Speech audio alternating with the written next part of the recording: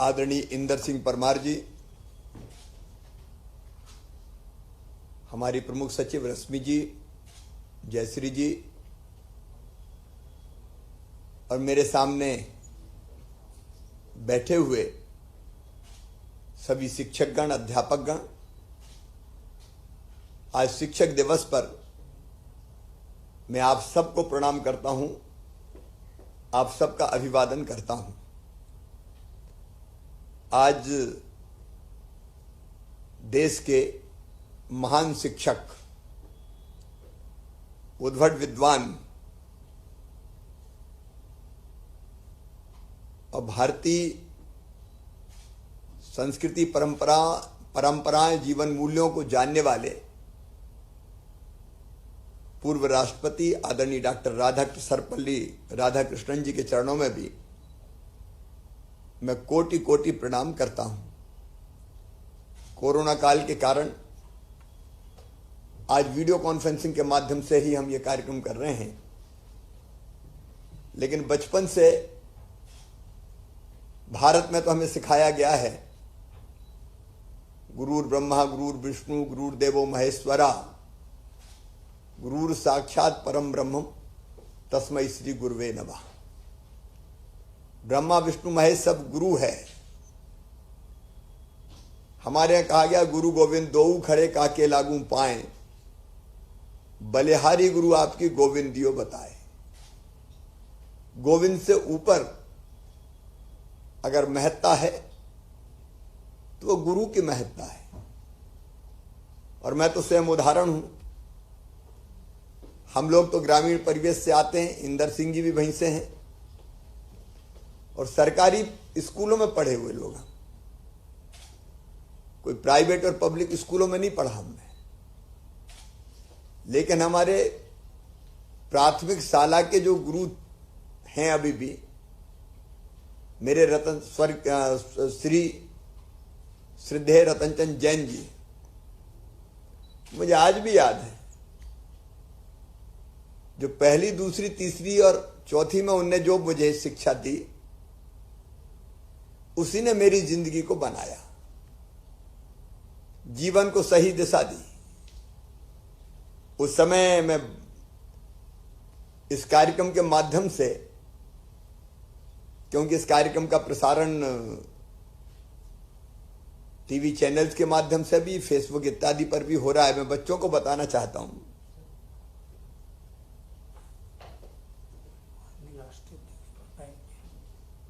मैं 5 मिनट के बाद 1 मिनट बता दे, कार्यक्रम चल रहा है अभी, तुरंत करता हूं, मैं अब भी करता हूं। तो जो शिक्षा उनने दी,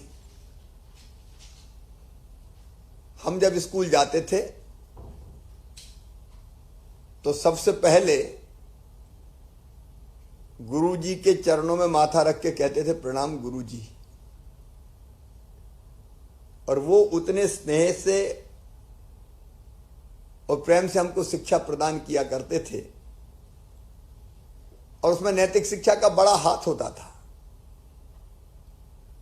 सदैव माता पिता गुरु का आदर करना, क्या करना क्या ना करना, यह हमको सिखाया जाता था। मैं उसके विस्तार में नहीं जा रहा। हमारे यहां कहा गया कि वास्तव में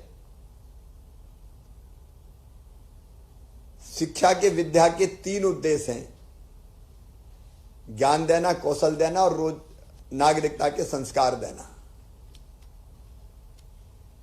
और मुझे खुशी है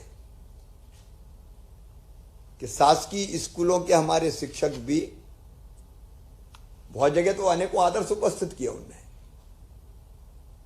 हमारे 10वीं का 12वीं का जो रिजल्ट है उसमें प्राइवेट विद्यालयों से अच्छा हमारे शासकीय विद्यालयों का आया है। इसके लिए भी मैं उन्हें बधाई देता हूं।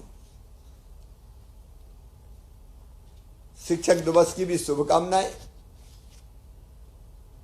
इस समय शिक्षा के प्रति अपना तन, मन और जीवन समर्पित करने वाले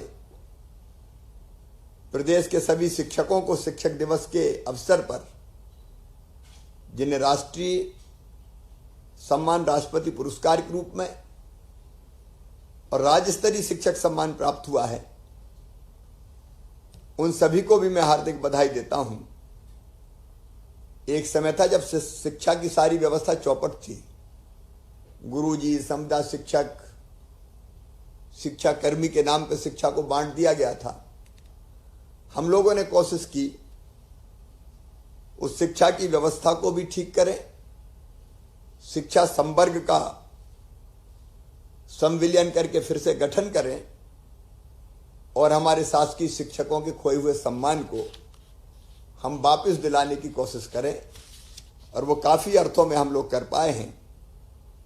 मैं इसलिए भी बधाई देना चाहता हूं कि कोरोना काल में सर्वाधिक प्रभावित हुई शिक्षा, आज भी हम विद्यालय खोल नहीं पाए, लेकिन ऐसे समय हमारे शिक्षकों ने हार नहीं मानी। हमारा घर हमारा विद्यालय कार्यक्रम मध्य प्रदेश में अभिनव कार्यक्रम है, जहां घर घर भी हमारे शिक्षकों ने बच्चों को जाकर शिक्षा देने का, शिक्षा सुलभ कराने का अभिनंदनीय कार्य किया है। ऑनलाइन शिक्षा के रूप में भी स्कूलों में भी और कॉलेजेज में भी बहुत उल्लेखनीय प्रयास किए गए, इसके लिए भी मैं बधाई देता हूं। हम सब जानते हैं कि प्रधानमंत्री जी के नेतृत्व में नई शिक्षा नीति आई। उस शिक्षा नीति के बेहतर क्रियान्वयन के लिए, मध्य प्रदेश में सबसे पहले क्रियान्वयन के लिए हम लोग प्रतिबद्ध हैं, और उसकी कई चीजों को मध्य प्रदेश में हम लागू करेंगे। आगामी 3 वर्ष में जो आत्मनिर्भर मध्य प्रदेश का हमने लक्ष्य बनाया है, उसमें शिक्षा जो हमारे जीवन के निर्माण का काम करती है बच्चों के, उस शिक्षा को हम कैसे ठीक ढंग से दे पाएंगे, इसका रोड मैप भी हमने तैयार किया है। वो रोड मैप विस्तार से आपके पास आएगा। नई शिक्षा नीति में विशेषकर व्यावसायिक शिक्षा भी, जो 6वीं की क्लास से ही देना है, उस पर भी हम विशेष ध्यान देंगे। शिक्षकों के प्रशिक्षण पर विशेष ध्यान दिया जाएगा, ताकि एक ऐसा टैलेंट पूल हम बना सकें जो भविष्य में मध्य प्रदेश में रहकर भी आने वाली पीढ़ियों का विकास कर सके। हमारे विद्यालयों के बारे में भी हम बहुत गंभीरतापूर्वक विचार कर रहे हैं। क्या हम ऐसे विद्यालय प्रारंभ करें 10, 12, 15, 20 गांवों के बीच में, जहां सारी बेहतर सुविधाएं हम दे पाए, अच्छे भवन, लैब, लाइब्रेरी, पर्याप्त मात्रा में शिक्षक, भले बस से हमको बच्चों को लाना पड़े, हम लाएं भी और उनको छोड़ के भी आए, उस दिशा में भी हम प्रयासरत हैं। संगीत, नृत्य, योग, भारतीय संस्कार, इनकी शिक्षा देना भी हमारा लक्ष्य है। और तकनीकी ज्ञान हासिल करने वाले हमारे बच्चे, उनका 100% प्लेसमेंट सुनिश्चित हो पाए, इसकी तरफ भी हम ध्यान देंगे। बेरोजगारी दूर करना हमारा एक बड़ा लक्ष्य है। और इस सब में, क्योंकि शिक्षा जगत में वास्तव में अभी सुधार की असीम संभावनाएं, हमारी कोशिश है 3 सालों में हम एक तरफ शिक्षकों का मान सम्मान सुनिश्चित करते हुए भावी पीढ़ी का भविष्य गढ़ने के काम में वो निश्चिंत होकर लग सकें, इस दिशा में काम करते हुए हम शिक्षा के क्षेत्र का नक्शा बदलेंगे। प्राइवेट सेक्टर में भी शिक्षकों का शोषण ना हो, यह भी हमारा लक्ष्य रहेगा, लेकिन साथ में अनाप शनाप फीस भी ना वसूलें। इसलिए जल्दी हम एक्ट लेके आने वाले, कानून लेके आने वाले हैं। प्राइवेट सेक्टर भी शिक्षा के क्षेत्र में महत्वपूर्ण रोल अदा कर सके, ये भी हमारी कोशिश रहेगी। शिक्षकों को बेहतर जो उनका हक और अधिकार है प्राइवेट सेक्टर के, वो भी मिल सके और ऊट पटांग फीस वसूल ना की जा सके, इस क्षेत्र में भी हम कानून बनाने वाले हैं, जिसकी चर्चा हमारे शिक्षा मंत्री जी ने भी की है। काम बहुत करना है, लेकिन आज तो ये प्रतीकात्मक कार्यक्रम है। हमको मिलके बेहतर मध्य प्रदेश के निर्माण के लिए, अपने बच्चों के बेहतर भविष्य के लिए शिक्षा की व्यवस्था को और बेहतर ढंग से लागू करने का काम करना है। मुझे जरूरी लगा शिक्षा मंत्री जी के साथ आपको शिक्षक दिवस की शुभकामनाएं दूं, इसलिए आज ऑनलाइन ये कार्यक्रम आयोजित किया है। बाद में फिर प्रत्यक्ष भी मिलेंगे। एक बार फिर आप सबका अभिनंदन, आप सबको शुभकामनाएं और आप सबको बहुत बहुत बधाई, प्रणाम, नमस्कार, धन्यवाद।